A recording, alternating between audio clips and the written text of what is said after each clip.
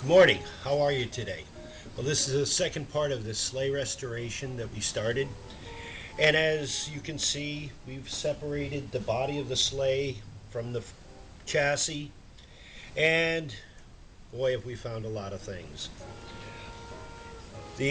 I've taken and separated all of the boards and tried to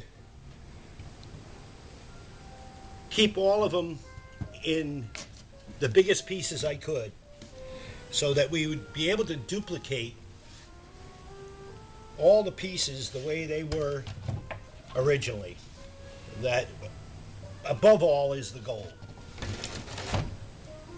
What we found once we started taking the layers apart was that there were a number of repairs that were done to the sleigh over the years, one being the main rails coming down the side.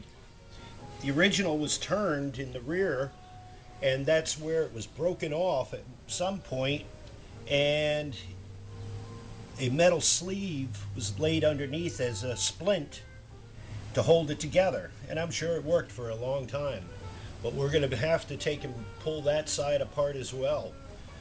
Some of the other things we found, and this is something that you might want to think about on things that you have around, wherever soft wood and metal are bolted together,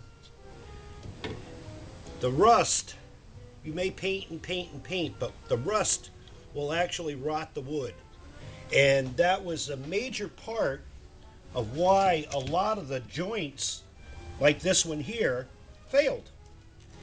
At the time, I don't know if you can get a shot of this, but all of these were hand-pounded rivets. And that's how this was assembled. There were a lot of nut and bolts, but on the rails and critical points, they were all hand-pounded rivets.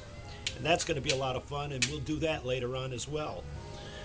So we're at the point now of laying out pieces, drawing them out, and then our next one will probably show you some reproduced parts to get the project going. We're also going to be going to a blacksmith shop or a forge shop.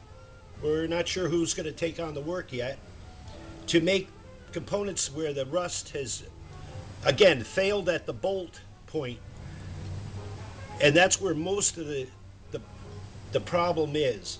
So we'd have to probably, to really look at it, see what the bolts were made of. If they were made of a softer metal, that's probably why the rust occurred, and the rest of this held up fairly strong because the parts themselves are strong. The sleigh itself was made, the structure, out of hardwoods, probably ash. You know, thinking of Canada, I don't believe they have as many oaks as we have down here, but ash is abundant. So that's probably what we're going to use. They also found ash bends. When you steam bend parts, ash will bend much easier than oak. So that's what we're going to use to replace our parts on that side, and any of the structural members here. So I hope to see you next time, and have a good day.